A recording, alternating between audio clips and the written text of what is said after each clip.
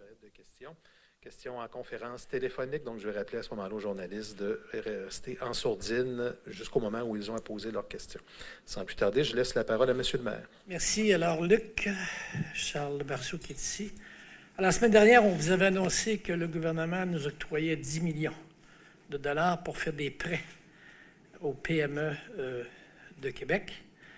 On vous avait dit qu'on avait transformé un programme qui s'appelait le Fonds local d'investissement pour pouvoir inclure les commerces, qui est un fonds de prêts pour des immobilisations, etc., des investissements. On vous avait annoncé qu'on avait un fonds des régions de 2 millions qui, dorénavant, était réservé pour les OBNL et les coops, ce qui faisait 17 millions. Alors, j'annonce tout d'abord aujourd'hui que nous ajoutons 3 millions de dollars.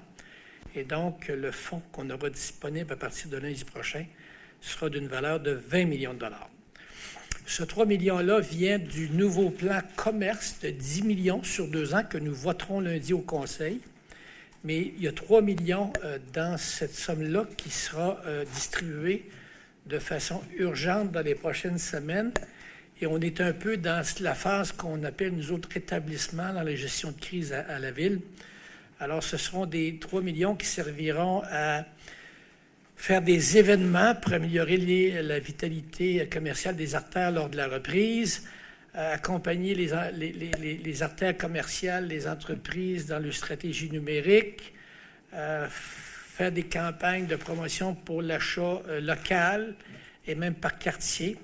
Et donc, c'est un 3 millions de dollars qui iront aux regroupements commerciaux, des rues commerciales, ou des regroupements spontanés de certaines parties de la ville, de gens, de commerçants, d'associations de commerçants qui voudraient faire des promotions spéciales pour reprendre les activités, préparer à reprendre les activités au sortir de la crise. Alors ça, c'est 3 millions qui vont être distribués très rapidement. Alors ça nous fait 20 millions de dollars qui sera distribué et je vous explique comment. Tout d'abord, l'entente que nous allons signer avec le gouvernement du Québec. Vendredi matin, il y a un conseil spécial ainsi qu'un conseil d'agglo spécial pour entériner l'entente avec le gouvernement du Québec. Tout d'abord, je vais expliquer que le gouvernement du Québec prête 10 millions à la Ville de Québec qui, elle, va prêter aux petites entreprises.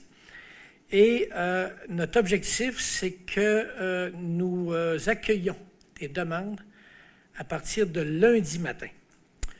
Ceux et celles qui veulent faire des demandes communiquent avec le 311. C'est plus simple comme ça. Ou une adresse Internet que vous avez sur le communiqué ou qui seront... On va faire de la promotion de tout ça en fin de semaine dans certains médias pour s'assurer que c'est bien connu. L'équipe de développement économique à la Ville a doublé son équipe pour pouvoir recevoir les demandes et on s'organise pour être sûr qu'on puisse répondre à des appels à l'intérieur de 48 heures. Des appels au 311 à partir de 48 heures. On veut éviter aussi le plus de red tape possible et donc le directeur général de la Ville, Luc Monti, ainsi que le directeur du service du développement économique, Charles Marceau, auront tous les pouvoirs pour signer les chèques, en fait, les demandes de sortie de chèques. Alors, il n'y aura pas besoin d'approuver ça au comité exécutif, au conseil municipal, tout ça. Ils ont le pouvoir parce que notre objectif, c'est que ça sorte rapidement. Il y a un formulaire qui va exister. Le formulaire, il tient sur une feuille, 2 pages, tout simplement. Tout le monde a travaillé pour rendre ça le plus simple possible, tout en se protégeant parce que, premièrement, c'est de l'argent public, puis deuxième affaire, c'est un prêt. Alors, nous, on garantit le prêt auprès du gouvernement. Alors, nous, c'est nous autres qui sommes responsables de cet argent-là. Mais les demandes de renseignement et ce qu'il y a à remplir tient sur une feuille sur 2 pages. Ça, c'est important. Moi, je pense qu'en 12 ans, je n'ai jamais vu quelque chose d'aussi simple pour des demandes de financement de cet ordre-là. On demande aussi le moins de documents possible parce que s'il y en a qui vous disent que c'est compliqué, c'est faux. On ne peut pas demander moins de documents qu'on demande là. Encore une fois, il faut qu'on demande un minimum de documents parce qu'il faut protéger. C'est un bien public, là, ces prêts-là. Et puis nous autres, le 10 millions, il va falloir le rembourser éventuellement. Maintenant, le gouvernement nous donne comme critères généraux critères d'admissibilité généraux pour le 10 millions. C'est que, on a plaidé pour pouvoir rendre admissibles les entreprises qui existent depuis moins d'1 an. Bon, ça n'a pas été accepté. Alors, l'entreprise doit être en activité au Québec depuis 1 an, de ne pas évidemment être sous la loi de la protection des créanciers. Elle doit être fermée temporairement, susceptible de fermer ou montre des signes avant-coureurs de fermeture. L'entreprise doit être dans un contexte de maintien, de consolidation ou de relance de ses opérations. Elle doit faire la démonstration de cause et effet que ces problématiques financières et opérationnelles sont créées par la pandémie COVID-19. Et donc, puis l'aide, là, je veux bien préciser, là, en tout cas, quant à ce 10 millions-là, on parle d'une aide pour une période limitée du fonds de roulement. C'est vraiment une aide pour aider urgemment à créer des liquidités chez les petites entreprises. Et ce que demande aussi le gouvernement, puis c'est important que je le dise, là, le financement porte sur le besoin en fonds de roulement nécessaire au maintien des opérations de l'entreprise, déterminé sur la base de dépenses justifiées, raisonnables et démontrant une bonne perspective de rentabilité à moyen terme. Alors ça, c'est important de le dire parce que le gouvernement l'exige. Et évidemment, ceux qui ont droit au pacte, qui est le prêt de 50 000 $ qui est fait via Investissement Québec et les banques, ne sont pas admissibles. Sont admissibles, toutefois, en principe, ceux qui ont droit aux 40 000 du gouvernement fédéral. Alors, ce sont les conditions générales. Évidemment, il n'y a pas dans les critères généraux, les critères sont assez généraux pour les PME. Ceci dit, nous, à la Ville de Québec, on souhaite que cet argent-là aille prioritairement aux petites entreprises qui ne sont pas admissibles aux aides, par exemple, généralement annoncées par le gouvernement. En fait, ce sont les petites entreprises, puis j'utilise l'expression que j'ai utilisée il y a quelques jours, qui tombent entre deux chaises, qui sont souvent celles qui n'ont pas droit aux aides publiques. Juste pour bien démontrer nos souhaits quant à ces prêts-là, c'est qu'on veut qu'après la crise, les gens de Québec retrouvent leurs ancrages et qu'ils retrouvent leurs repères chez eux, dans leur environnement, dans leur quartier, et qu'ils retrouvent le maximum de commerce de proximité qui faisait partie de leur quotidien il y a à peu près 2 ou 3 mois. Et donc, on veut aider idéalement les plus petites entreprises qui sont des entreprises, je le répète, de proximité. Nous souhaitons que les rues principales des quartiers, les rues commerciales demeurent vivantes et profitables après la crise. Évidemment, tout est fait pour aller le plus rapidement possible, mais évidemment, ça prend un minimum de travail d'analyse parce que c'est de l'argent public et on est redevable, nous autres, au gouvernement du Québec. Et donc, ça démarre lundi matin. Surveiller, il va y avoir certaines pubs de fête en fin de semaine ainsi que dans les hebdos régionaux pour que ça aille dans les quartiers. Et donc, à partir de lundi matin, vous pouvez appeler au 311 ou à l'adresse Internet que vous avez sur le communiqué. Évidemment, on va tenter de faire le plus rapidement possible. J'ajoute en même temps une couple de décisions qu'on a prises aujourd'hui. Nous allons rouvrir les écocentres graduellement à partir de mercredi. Alors, sur le site de la Ville de Québec, on devrait commencer à indiquer ça lundi, mardi, de quelle façon on va le faire.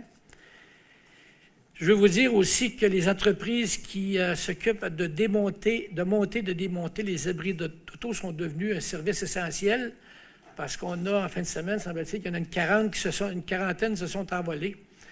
Alors là, on a pensé que ça devait presser. On va s'ajuster aux décisions gouvernementales quant à la reprise des activités dans le domaine de la construction. Par exemple, un service qui était fermé, qui va rouvrir, c'est le service des permis pour les raccordements d'aqueducs et d'égouts et les inspections, parce qu'avec l'arrivée des nouvelles directives du gouvernement sur les activités de la construction, on va s'ajuster. Petite précision concernant les itinérants. Je voudrais juste préciser que les mesures de distanciation de Brivière étaient imposées aussi. Ce n'est pas toujours évident, mais c'était dans les règles. On a ouvert, le CIUS a ouvert avec notre aide l'édifice de l'Armée du Salut pour les cas spéciaux, ceux qui avaient des symptômes. Les clients de là et d'ailleurs ont été aménagés, se sont installés à l'édifice de la mère Mallet. Et le CIUS aussi, entre-temps, puis c'est pas su, envoyait déjà des itinérants dans des chambres d'hôtel. Et c'est pour ça, entre autres, qu'il a loué les 3 étages qu'il vient de louer au Concorde. Et je veux dire, et ça j'insiste parce qu'au début, c'était fondamental pour nous autres, qu'on a travaillé très fort pour s'occuper des personnes itinérantes, mais vraiment très fort. On ne peut rien contre des dénonciations anonymes. On ne peut rien contre ça. Mais moi, je peux vous dire que c'était en tête de liste de nos préoccupations, puis c'était la même chose pour le CIUS, puis tout le monde était en alerte pour s'occuper de ce monde-là. Alors oui, on en a pris soin. Je tiens à le dire parce que c'était trop important au début de cette crise-là, cette clientèle-là. Et je voulais le rappeler, puis tout n'est pas connu. Personne ne savait. Il n'y a pas grand monde qui savait qu'il y avait des itinérants qui étaient envoyés par le CIUS dans les chambres d'hôtel. On vous le dit aujourd'hui. Alors, c'est sûr que les règles de distanciation, c'est pas évident pour ce monde-là. Hein? Pour ceux et celles qui ont déjà été là, prendre des repas là, c'est bon. Alors, c'est pas toujours simple. Alors, moi, des dénonciations anonymes, j'ai beaucoup de problèmes avec ça, surtout quand je vois le monde travailler fort pour ces clientèles spéciales-là, je vais vous dire, c'est de la misère. Puis, ceci dit, je ne blâme pas personne, mais je voulais le préciser parce que pour nous autres, c'est trop important. Voilà. Merci beaucoup, M. le maire. Alors, nous sommes maintenant rendus à la période de questions. Nous allons débuter avec Jean-François Néron du Soleil, qui est ici présent. Au micro, à l'avant, s'il vous plaît. Juste préciser aussi que le 3 millions de dollars et le 10 millions, tout l'argent, là, on va faire le maximum possible pour que ce soit prêté, distribué le plus équitablement et le plus également sur tout le territoire de la ville. Mais là, ça va dépendre aussi des demandes qui vont entrer, là. Mais ça, c'est notre objectif aussi. Oui, M. Néron. Bonjour à tous. Question concernant, là, pour bien comprendre, on a 18 millions en prêt. 20. En prêt, En prêt. on a 15 millions en prêt. 15 millions. Le 10 millions du gouvernement. Oui, le 15 Le 5 millions qui est pour des immobilisations de l'équipement. Hein, ça, c'est du prêt. On a 2 millions en subventions pour les OBNL et les coops. Et le 3 millions, ce sont des subventions. OK, ce sont vraiment des subventions. Des subventions, oui. Il y a 5 millions de subventions. Est-ce à dire que vous avez beaucoup insisté sur le fait que c'est ce 3 millions-là, c'est pour les entreprises qui tombent entre 2 chaises? Les 3 millions, non. Le 3 millions, c'est pour les organisations commerciales, les SDC. C'est le 10 millions. Le 10 millions, en fait, c'est toujours pour cette entreprise-là, c'est le 20 millions complet. Là. Je reprends ma question, donc j'ai bien fait de la poser. C'est plus clair, mais pour le reste de l'argent, pour les prêts, par exemple, vous avez dit tout à l'heure que c'était pour les entreprises qui tombent entre 2 chaises. Pour Oui, le c'est un objectif, oui. Est-ce à dire qu'une entreprise qui aurait déjà une aide gouvernementale pourrait se voir refuser? Tu sais, quand il y a le temps de faire un choix, là, est-ce que ça pourrait jouer dans le... On ne peut pas y refuser si elle a eu un 40 000 du fédéral. Elle est admissible quand même. Même si elle a eu une subvention qui était égale à 75 % de salaire. Vas-y donc, Luc. Oui. C'est-à-dire qu'au Québec, du gouvernement du Québec, on ne peut pas doubler notre programme avec le gouvernement du Québec parce que c'est un programme, nous autres, pour le gouvernement du Québec, on s'occupe des 40 000, 50 000 et moins. puis le gouvernement du Québec, lui, directement, fait les 50 000 et plus. Fait que du côté du gouvernement du Québec, on s'occupe des 50 000 et moins. Alors, on n'a pas le droit de doubler du côté fédéral, il y a les 40 000 et moins, c'est le compte d'urgence pour les entreprises canadiennes. Bien là, les entreprises peuvent jumeler le 40 000 et moins et le 50 000 et moins du Québec. Je comprends. Juste vous dire, par exemple, c'est juste pour montrer un petit peu bien illustré. En fait, ce sont les organisations, souvent, qui ont 50 000 et moins en salaire annuel de payer. Alors, ceux-là, par exemple, n'ont pas de droit aux 40 000 et n'ont pas de droit aux 50 000. Et c'est beaucoup, il y a beaucoup d'entreprises là-dedans qui n'ont pas beaucoup d'encadrement financier ou d'encadrement bancaire. Alors, ce sont des petites qui sont moins organisées, évidemment. À partir de lundi, je comprends que les gens peuvent vous appeler le 3-1, peu importe si c'est pour le volet subvention ou le volet prêt. Les 4, ils peuvent appeler. De toute façon, pour les rues commerciales, on a déjà quelqu'un qui fait le lien, peut-être le même au moment où on se parle, ils appellent. Puis pour les autres qui voudraient se regrouper, ils le savent. Vous appelez au 311 et là, on va vous orienter vers le service de développement économique et son équipe. Et nous autres, on s'engage à ce que ces gens-là vous rappellent à l'intérieur de 48 heures. Sauf que si vous fonctionnez par Internet, ça peut aller plus vite aussi, maintenant. Et, On est en question sous question. oui, c'est beau. Alors, on va passer à Tayab Moala, Journal de Québec, sur la ligne, s'il vous plaît. Oui, bonjour. Je me demandais si les premières demandes vont commencer à être prises en compte à partir de lundi. À quel moment pensez-vous commencer à émettre des chèques aux entreprises?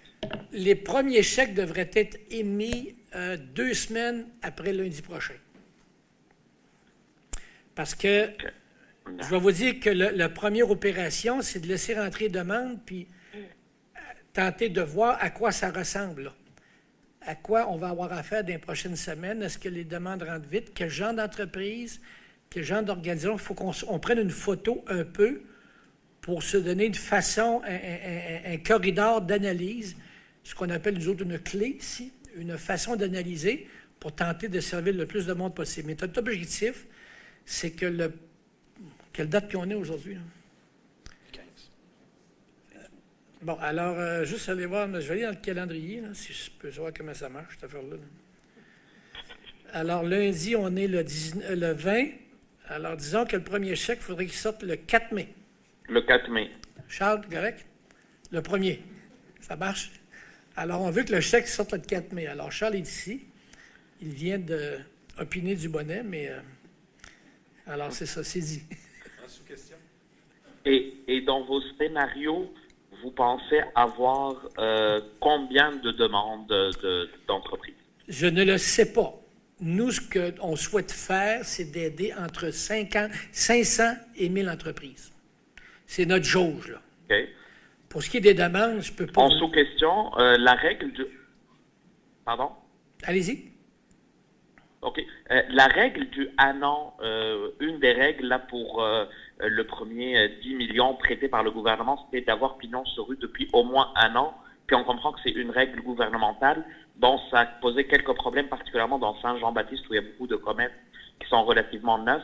Est-ce que vous avez songé ou avez-vous le moyen juridique de changer cette règle ou bien vous êtes d'accord avec cette règle-là? Non, on a plaidé auprès du gouvernement et c'est la réponse qu'on a eue. Alors, ça a été plaidé. Je peux vous dire qu'on a plaidé, mais bon, on en est là. Alors, il n'y a rien qu'on puisse faire pour ça. Merci. Okay, mais les 10 autres millions, je comprends que les entreprises, même ceux qui ont moins d'un an, ont accès à ça. Est-ce que c'est bien ce que je comprends? Le 5 millions, en fait, le 10 millions de prêts, non. Le 5 millions pour de l'équipement, oui. Le 2 millions pour les OBNL, bien, je pense que ça va, il n'y a pas de souci. Puis le 3 millions, ça, c'est vraiment pour les regroupements commerciaux. L'âge qu'ils ont, ça nous importe peu, là. Merci. Julie Couture, TVA, première question. Oui. Monsieur Labonte, vous parlez de 3 millions pour c'est les SDC, c'est ça? Bien, les SDC qui existent, il y a des regroupements d'agents d'affaires qui ne sont pas des SDC. Il y a peut-être dans des secteurs où ils ne sont pas regroupés, où ils veulent se regrouper, faire des activités de promotion pour donner un coup pour que les gens reviennent chez eux. Alors, on est très ouvert. Il y a 3 millions disponibles. On voudrait que ça serve partout en ville. Ceux qui ne sont pas organisés, formellement, ou qui nous font la preuve qui vont s'organiser vite, c'est ouvert. Alors, ce n'est pas juste pour les SDC, mais c'est sûr que c'est pour les regroupements d'entreprises, les regroupements de marchands qui vont avoir besoin de faire de la promotion, par exemple de l'achat de quartier, de l'achat local, etc., etc. Alors, ce 3 millions-là, puis on veut le sortir vite. Alors ça, ils vont en avoir besoin en passant, parce que même, tu sais, il va falloir qu'ils montrent qu'ils sont en vie, qu'ils sont redémarrés, qu'ils aimeraient ça que leurs voisins achètent chez eux, que c'est plus important que jamais. Puis alors, puis dire au monde, peut-être que ce que tu achètes, c'est Amazon cette semaine, peut-être qu'il y a 2-3 produits que j'aurais, moi, sur notre rue, là, avec mes collègues qui sont marchands. Alors, tu sais, je pense que le 3 millions va aider aussi à créer une espèce de solidarité des marchands avec leurs voisins, là, tu sais. Mais vous pouvez partager ça en enveloppe maximale de combien? Oh, ça dépend, là, mais c'est toujours la même affaire. On va prendre les demandes, là, puis on va essayer d'aider le plus de monde possible. En sous-question? En sous-question, là, pour lundi prochain, c'est pour tous les prêts et les subventions. C'est lundi prochain que ça part pour tout le monde, oui, c'est ça? Je sais que vous allez appeler à 9 h, hein? Alors, je sais que vous allez appeler au 3-1, vous allez vérifier si on vous rappelle en 48 heures. Alors, faites-vous-en pas, on va vous rappeler. Puis, essayez de donner votre vrai nom. Mais ça part pour les prêts et les subventions pour lundi prochain, là, pour le 15 millions de prêts puis la balance de subventions, c'est ça? C'est-à-dire le 20 millions complet. OK. Merci. Martin Busutil, Choix Radio X, premier tour. Oui, bonjour, M. Labombe. J'ai envie de vous parler de relance économique. Le premier ministre en a glissé un mot cet après-midi. Certaines petites entreprises devraient pouvoir ouvrir dans les prochains jours. Vous, de votre côté, vous travaillez déjà sur la relance économique à la Ville. Vous nous en avez glissé un mot dans les dernières semaines. Comment vous allez vous ancrer avec la relance économique du gouvernement du Québec? Est-ce qu'il y a des discussions à ce niveau-là qui se font présentement? Écoutez, premièrement, ce qu'on fait, 20 millions, nous autres, c'est la relance économique. Je pense qu'on est les premiers Québec qui arrive avec un gros projet comme ça. Alors ça, c'est le début de la relance économique, ce qu'on fait là. Le reste, écoutez, oui, on est en discussion. Moi, j'ai parlé au premier ministre il y a quelques jours. J'ai des communications et même des rencontres avec des ministres.